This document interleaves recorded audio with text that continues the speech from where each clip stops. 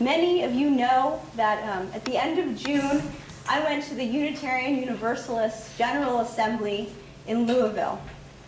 When I got there, I was excited, a little anxious, exhausted, and just hopelessly lost. And I don't mean spiritually. I managed to completely lose track of where I was while I was holding a map in my hands. Thankfully, I just started to follow a large group of people that had name tags on. And there I was, registration. I figured out the area eventually. Like my spiritual self, it took me a little bit of time to adjust, but I did get there. It was my first GA, and it was really just an extraordinary experience to see the diversity, the spiritual wealth of our tradition. We had worship every morning, educational workshops throughout the day, and probably about 15 different workshops to choose from for every slot. And then, of course, there was plenary, which is the time when people get to report on the state of affairs in the UU, different facets. Plenary is also where the delegates get to vote on UU issues. And this is, of course, a tremendously important part of our tradition.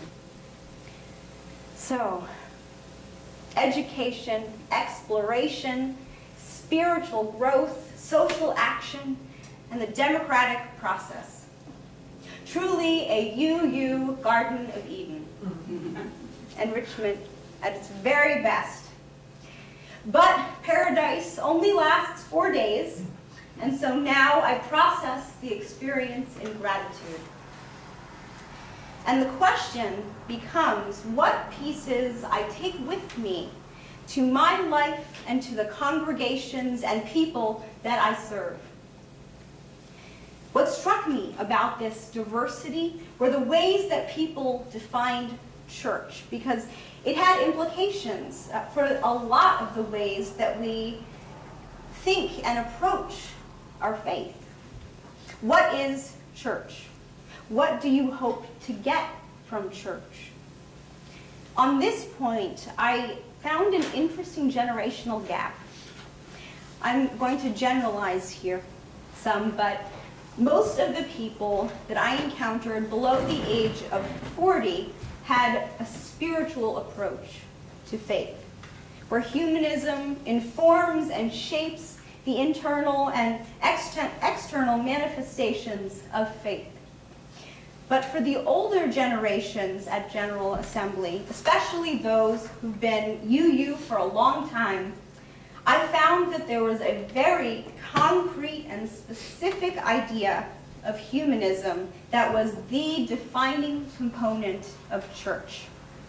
And I think church in general meant something very specific. But I have to admit that the first day at GA was somewhat of an odd experience, because about 15 people came up to me, stopped me to tell me how nice it was to meet me, how they have absolutely no young adults in their church. They've tried just everything, finally culminating in the quintessential question, so, how do we get you? How do you get me?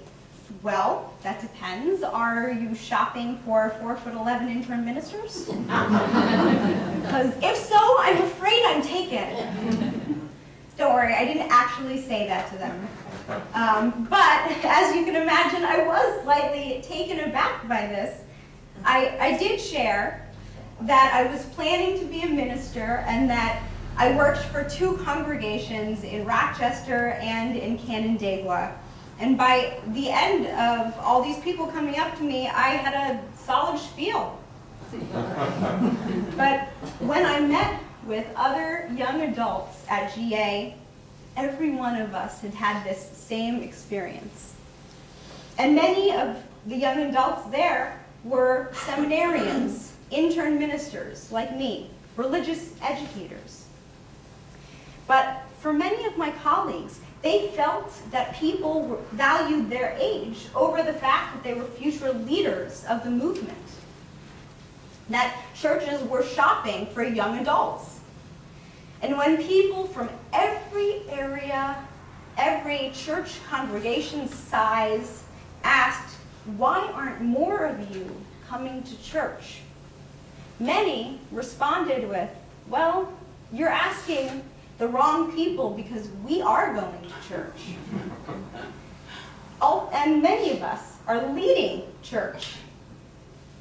Ultimately, of course, we were more than happy to give specific ideas on how to attract young adults and families, because it comes from a very real concern that church attendance is wildly dropping among people in their 20s and their 30s. When throwing out ideas, some referenced contemporary services, action items, more activities outside of worship. Some ideas were very different from the norm, and I think long-term UUs worried that more of the out there stuff would scare off some of the regulars. The older generations tried to express that to them, some of the things that young adults were putting together seemed to lack the substance that they wanted. And it turned into a conversation on foundation versus growth. Though I don't think I could see that at the time. This was more of a hindsight type of thing. But I found this conversation going in circles. Longtime UUs didn't understand what young adults meant by spiritual. And young adults were genuinely surprised to learn that many felt their traditions were being dismissed by newcomers, that we weren't showing reverence to the history of the tradition or honoring humanism. Unfortunately, I think there was just a barrier in communication about the past and the future of our movement. So what do we do when we're speaking two different UU languages?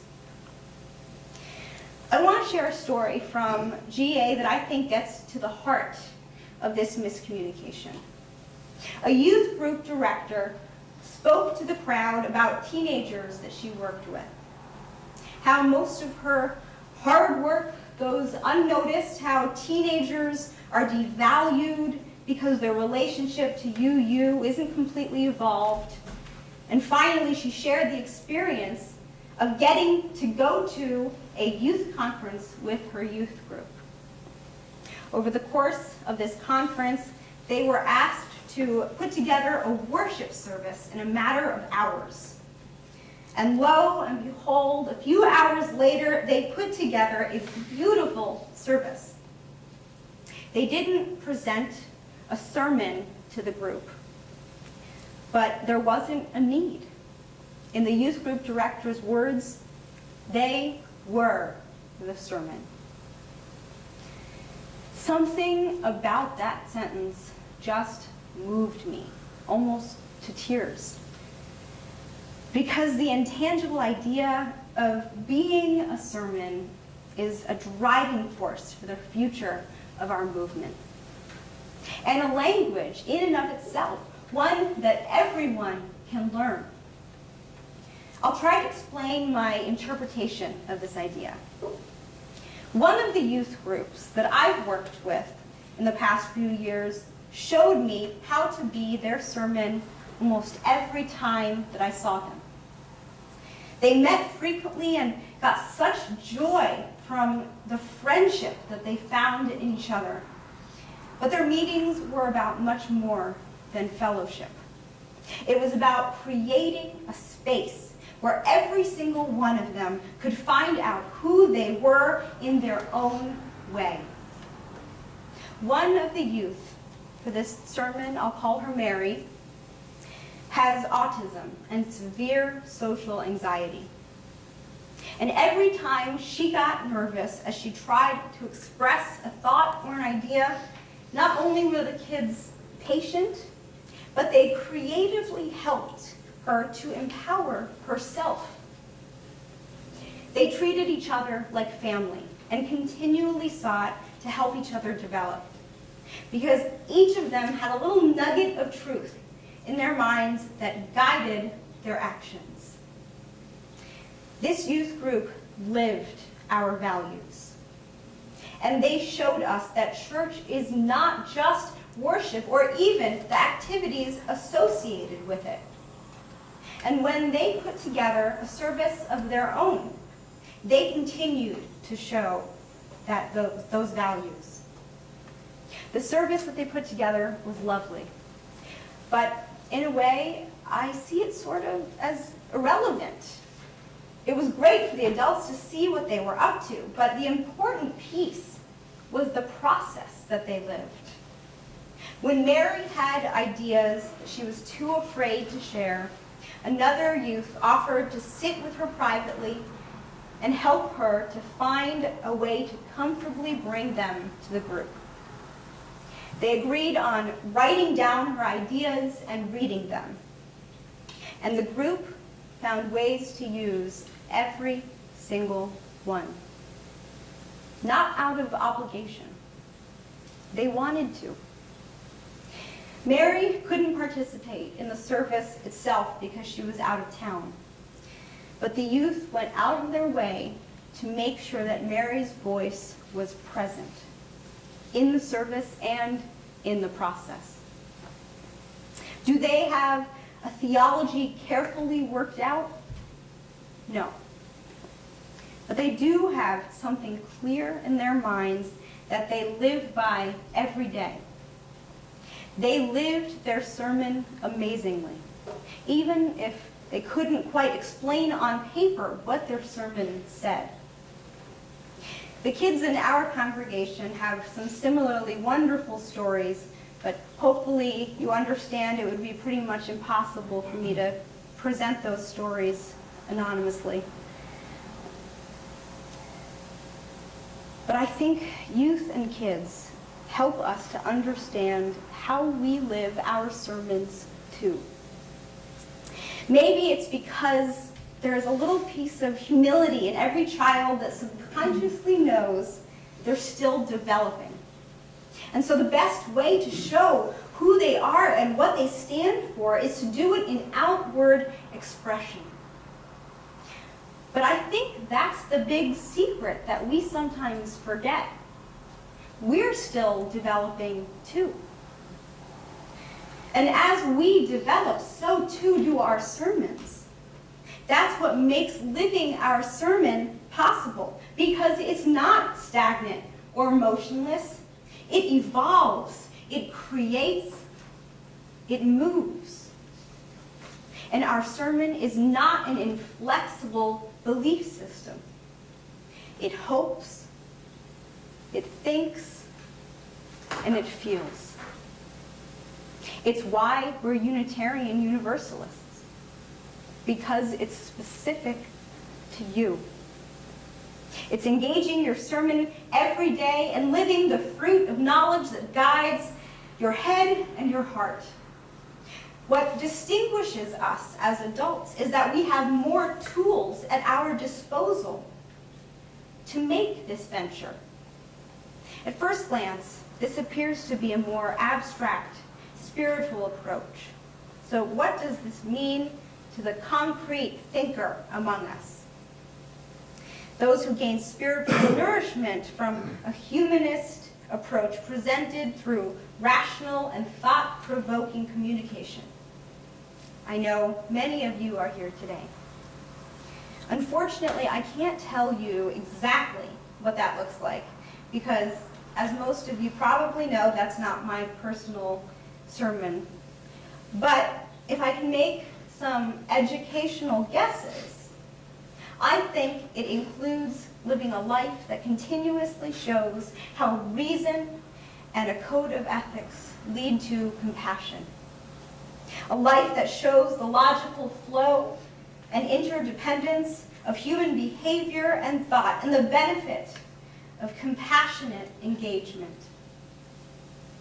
helping us all live consciously, paying attention to all the reactions that arise out of our actions.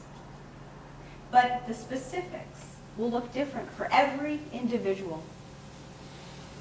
If the more spiritual and abstract-minded can see the manifestations of the values of concrete humanism, we will be better equipped to honor it in our churches. And for the young adults who engage in abstract ways, we need to work on putting our spirituality into words, being able to explain the sermon in our heart and how that impacts our church and our daily living, to explain the importance of it in concrete, rational terms. Because both of these approaches to faith complement each other. And without either of them, a tradition can lose its substance. The diversity of faith is what enables the deepest kind of humanism to take place, the kind that moves humanity as a whole towards connection. Because the way we relate to each other is the ultimate tie that binds, regardless of your spiritual identity. We all share the experience of connection, engagement. It is the language that every one of us can use, which is why outwardly expressing the sermon in our heart is so important. But let me be clear. This does not mean imposing our sermon onto others. Because what makes it so powerful is that it's ours. Because each individual sermon is one piece of a larger sermon. The sermon. Truth that moves.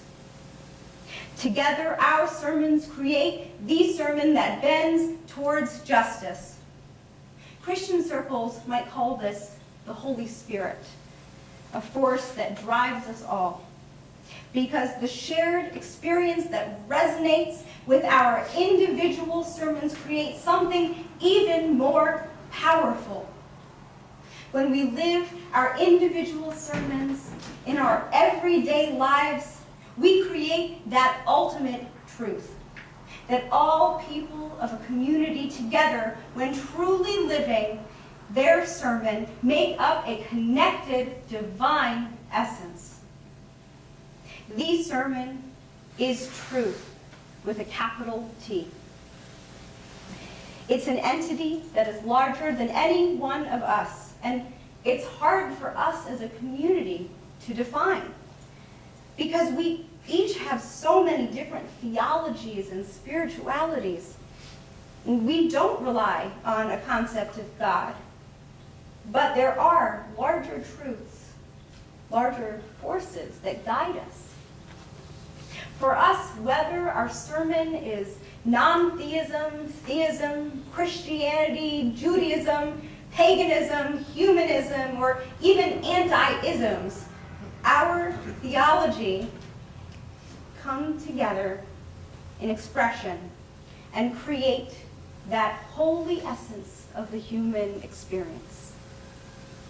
We engage each other to find the sermon, not just what we have in common or the differences. We engage each other to find what moves us, the piece of our sermon that seeks connection, that stays open, and that helps us live our evolving sermons better. The sermon is the paradise that we seek, the collection of our sermons, a web of knowledge, emotion, dignity, engagement, and living our sermon to reach out to the sermon isn't easy, because you don't really know if you're living your sermon until it's tested. My personal sermon was tested on the third day of General Assembly. One of my favorite parts of GA was that there was an exhibit hall where they had all of these booths, probably 100 or 200, I don't know how many, but they ranged from social justice to spirituality to hobbies to clothes, and anything that could be combined with you, it was there. I walked by a booth that was just titled Truth, and I asked about it. It turned out that the man in the booth was trying to convince others that 9/11 was a government conspiracy, that explosives were used, and that we're missing the real story. And to be completely honest with you, every part of me was offended. I was born and raised in downtown Manhattan. I lived through it, and I had friends who died in the towers. I'm not sure whether I wanted to scream at him or whether I just wanted to run away. But something about the idea of being my sermon gave me the strength to stay. I spoke with him for a good 20 minutes. He showed me what he thought was evidence. I calmly explained why I disagreed. And when our conversation came to a close, I shook his hand and I told him that I affirm his free and independent search for truth and meaning. This wasn't an example of living my sermon perfectly, because I had to suppress so much anger just to speak with him respectfully and affirm his pursuit of knowledge. But I meant every single word that I said to him. My emotions weren't quite on the same page as my intellect, but with practice, they can be. It was an important step, and a step I need to take over and over again, getting out of my comfort zone in engaging others. I have preached to you that compassion extends to all, and we jointly affirm the dignity and worth of every human being. And he deserved my compassion just as much as I deserved his. Part of my sermon teaches the reservation of judgment, and it asks me to do this every day. What makes it a spiritual practice is that sometimes it will feel impossible to withhold judgment and give compassion instead. And I won't always succeed. But my sermon is meaningless unless I try to do it every day. And I can only get better at living my sermon if I put it to the test and jump headfirst out of my comfort zone. Time and time again, living non-judgmentalism is part of my sermon. But this encounter was part of the sermon as well, because it was about engagement and evolution of thought, of spirit, and of heart. Practicing our sermon is both spiritual and humanist, because it dictates a logical understanding of what that ought to look like, and it dictates a daily and abiding consciousness of our emotions. My invitation to you as a spiritual and humanist practice of being your sermon is to step out of your comfort zone and put that sermon in your heart to the test. That's how it can evolve. That's how we know where we have work to do. Digging into what living our sermon looks like is an intellectual, spiritual, and emotional pursuit. And testing our sermon daily is what connects our sermon with the sermon. And so, having now been expelled from my 4-day UU paradise of constant engagement, like Adam and Eve, I realized that I have not come back empty-handed. We took the fruits of knowledge with us, because we are a tradition that takes pride in the occasional heresy, and definitely in the pursuit of knowledge. We each have a fruit from the proverbial heavens, and with each of our fruits of knowledge, we create a beautiful and nourishing fruit salad with the richness of each piece feeding each other, using the sometimes sweet, sometimes bitter taste of personal knowledge in the ways that we reach out. We infuse the world with a little piece of ourselves, and we joyously take in that which we experience all around us. And because of this, we are always connected, always a part of the interdependent web of the human experience. So friends, this day I ask you to help me create this language of being our sermon as the universal language that can break any barrier in communication. And let us put our sermons to the test as we forever mark the holy, all-encompassing sermon that bends towards love and justice. Amen. I now invite you to stand as you are able to sing our closing hymn, This Little Light of Mine, number 118.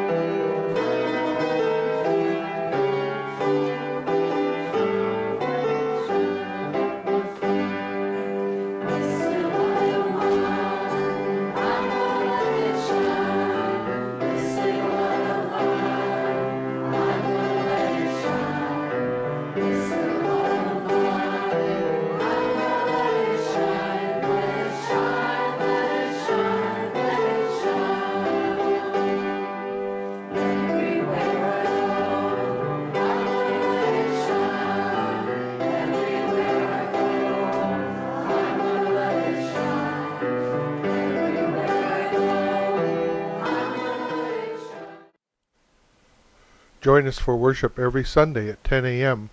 at the Unitarian Universalist Church of Canandaigua, a welcoming congregation. We are located at 3024 Cooley Road, 4 miles west of South Main Street, Canandaigua, just north of the intersection with Routes 5 and 20. Look for the blue signs just before the turn.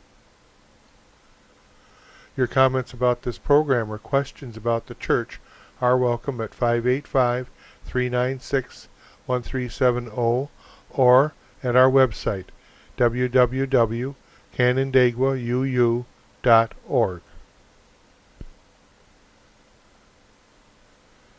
Producer and editor, Daniel Brigham.